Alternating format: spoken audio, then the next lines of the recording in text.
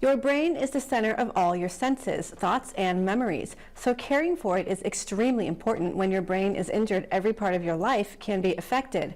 In today's Health Watch, reporter Bethany Doudna brings us a look at how a traveling team of clinicians aboard the Brain Bus offer to help. The Brain Bus rolled into Fairbanks on Wednesday with its team of brain injury specialists. Its mission, to reach out to a hidden epidemic. And the purpose of the Brain Bus is to get services and resources for people with brain injury out into rural Alaska. There are very little resources, very little awareness about brain injury.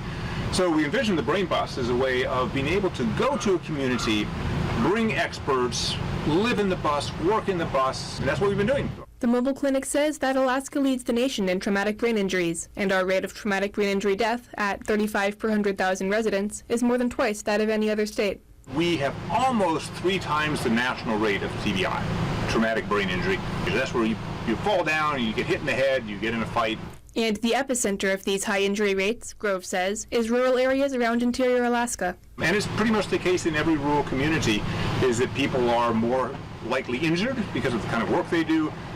Four-wheelers, snow machines, those types of things just make people more susceptible. This issue is important to recognize because untreated brain injuries can play a major role in homelessness, difficulty finishing school or holding down a job, substance abuse, and a host of physical complications. Because brain injuries are treatable.